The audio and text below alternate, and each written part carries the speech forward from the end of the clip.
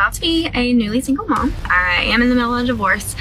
My husband is being incredible though. Everything is good. It is a very civil divorce with our daughter in mind, and I really appreciate that. I've never done this before. I've never been on my own before.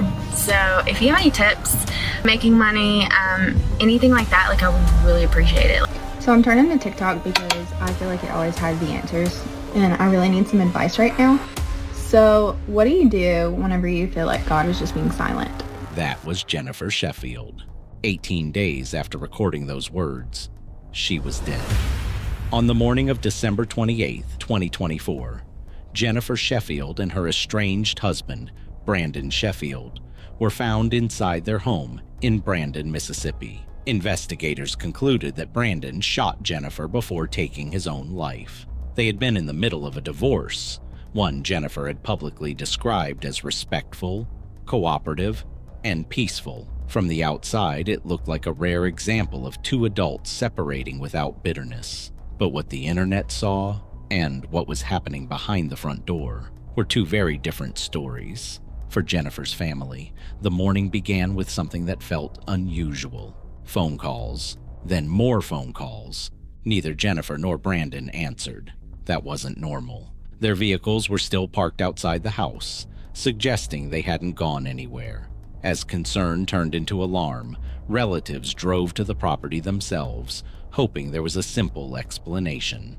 They knocked. No response. They called again while standing on the porch. Still nothing. Eventually, they requested a welfare check. When officers from the Brandon Police Department arrived, nothing immediately suggested a crime. The house appeared secure. There were no broken windows, no damaged doors, and no obvious signs that anyone had forced their way inside. From the street, it looked like another quiet Saturday morning in one of Mississippi's safest suburban communities.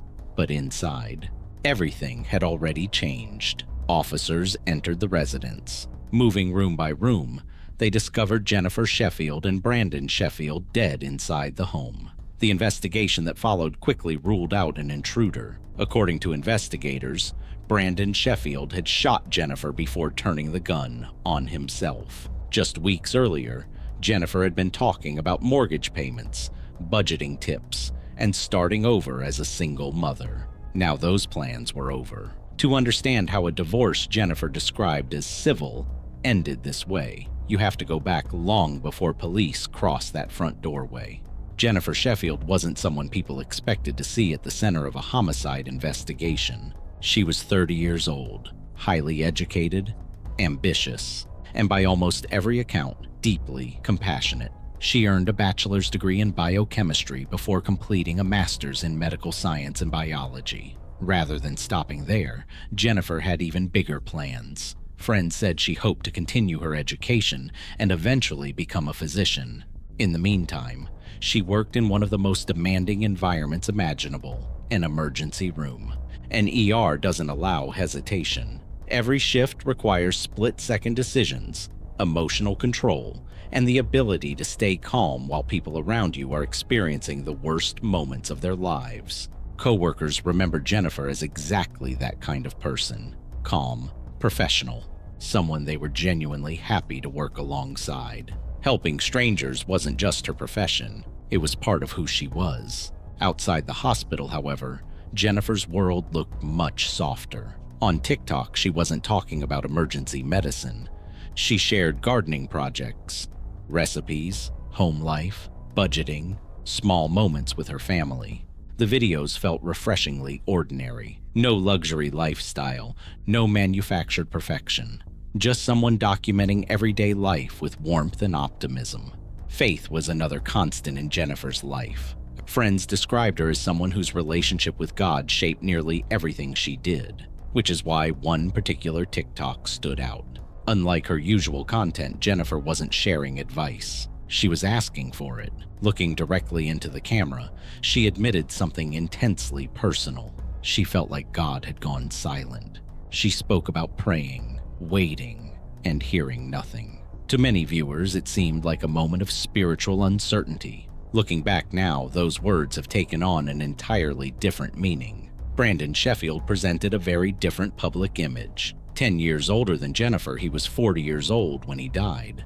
Friends often described him as outgoing, funny, the kind of person who naturally became the center of conversations. He loved fishing, working on cars, playing disc golf, and according to relatives, the most important part of his life was his daughters. People close to the couple have said Brandon appeared devoted to his family. Jennifer's own friends initially echoed those impressions. One close friend later recalled never seeing obvious warning signs during the early years of the marriage. No explosive public arguments. No visible violence. Nothing that suggested where the relationship would ultimately end. That made what happened even harder for those around them to process, because tragedies like this rarely begin with one catastrophic day. More often, they unfold quietly, one decision at a time, one conversation at a time, one change that seems small until, in hindsight, it wasn't. Jennifer and Brandon had built nearly a decade together.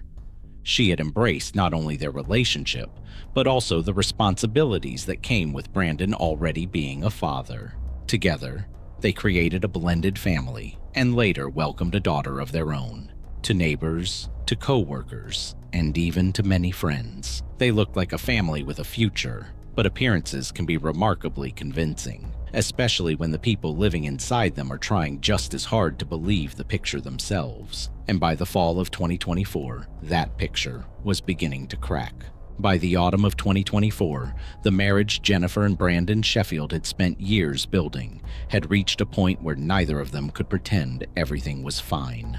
The decision had been made. They were getting divorced. Unlike many separations, there wasn't a public scandal, no accusations splashed across social media, no dramatic court filings that captured headlines. Instead, friends described something quieter, a relationship that had slowly drifted apart. Jennifer had continued moving forward, professionally, academically, personally. She was constantly setting new goals, working demanding hospital shifts while planning an even bigger future for herself. Her life wasn't getting smaller, it was getting bigger. And with that growth came a realization. Several friends later recalled Jennifer saying she felt lonely inside the marriage, not because she was physically alone, but because she no longer felt she and Brandon were moving in the same direction. The divorce wasn't fueled by one explosive event. It was the result of years of emotional distance. Jennifer wasn't looking for revenge. She wasn't trying to destroy Brandon's life. She simply believed it was time for both of them to move on. Both Jennifer and Brandon updated their Facebook relationship status to single. It wasn't automatic. Each person had to make that change individually. Yet despite that decision,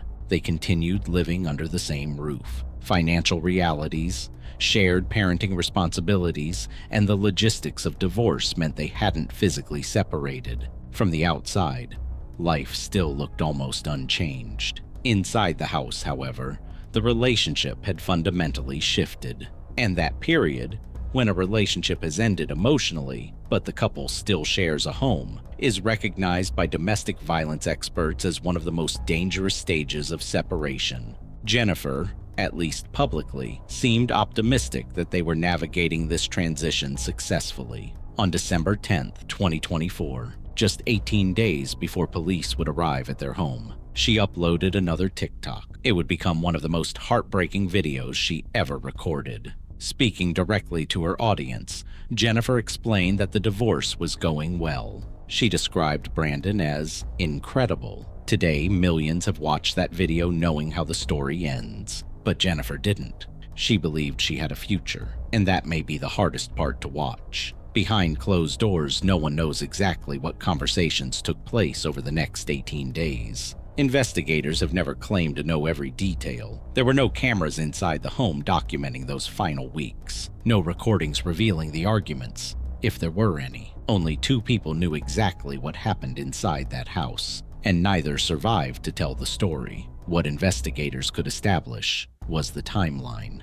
December 28, 2024. It was a Saturday. just days after Christmas. The Sheffield home still reflected the holiday season. From the outside, nothing appeared unusual. Inside, however, investigators believe the final moments unfolded rapidly. According to the official investigation, Brandon used a firearm to shoot Jennifer inside the residence. The injuries were fatal. He then turned the weapon on himself. The exact conversation that preceded the shooting has never been established publicly. Whether there was an argument, whether there was silence, whether Jennifer even realized what was about to happen, those answers died inside that house. When relatives later arrived, they had no idea the tragedy had already unfolded. They expected someone to answer the door. Instead, they were met by silence. Repeated phone calls went unanswered. As concern deepened, they contacted authorities. Responding officers found no evidence of forced entry. No indication an unknown person had entered the home. The scene told a different story. Investigators documented shell casings, firearm evidence,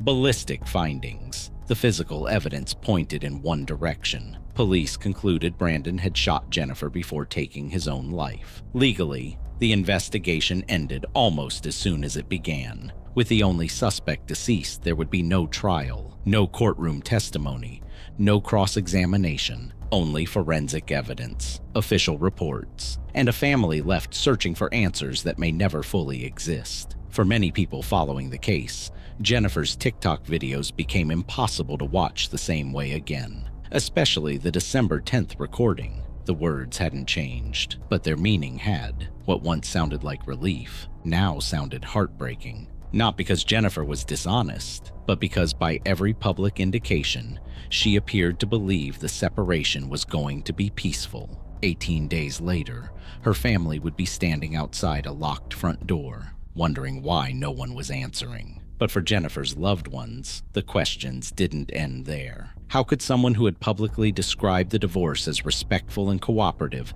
end up becoming the victim of fatal violence? The answer isn't simple. And it's important not to fill in gaps with assumptions. Only Brandon knew exactly what was going through his mind that morning, and he never had to answer for it. What experts can say, however, is that separation is recognized as one of the highest risk periods in an abusive or controlling relationship. In the days that followed, attention shifted from the crime scene to the funeral.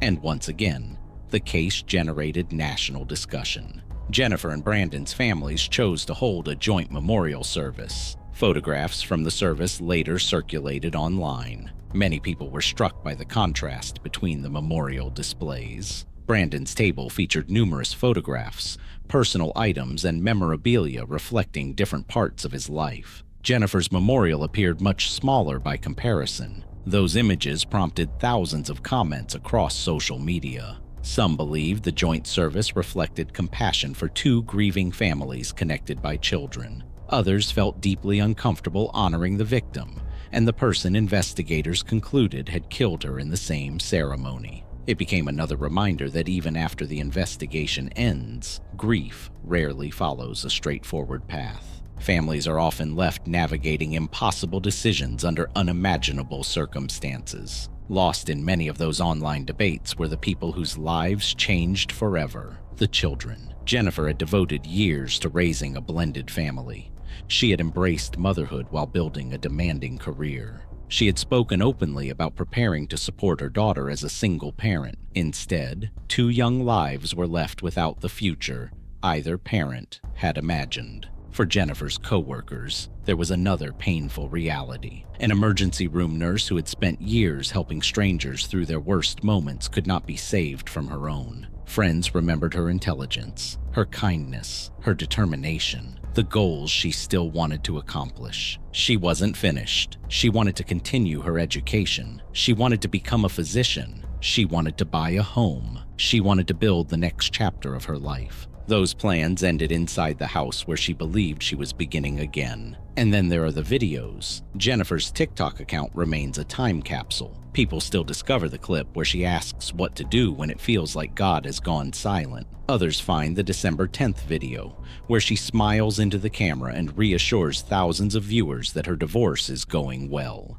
Neither video was intended to become evidence of anything. They were simply moments Jennifer chose to share. Only after her death did they become something more. A record of hope, a record of plans, a reminder that what we see online is often only one part of a person's life. It can be tempting after a tragedy to search for the one warning sign that explains everything. One sentence, one look, one post. But real life rarely works that way. Sometimes there are obvious warning signs. Sometimes there aren't. Sometimes friends and family see the danger. Sometimes they don't. And sometimes the people closest to the situation are doing everything they can simply to make it through one more day. Jennifer's story isn't memorable because it offers easy answers. It's memorable because it doesn't. Jennifer Sheffield's story is now part of the public record, but beyond the headlines, beyond the investigation, and beyond the viral TikTok clips, she was a daughter, a nurse, a mother, a friend, a woman who believed she was standing at the beginning of a new life. Instead, December 28th, 2024 became the day that future was taken from her.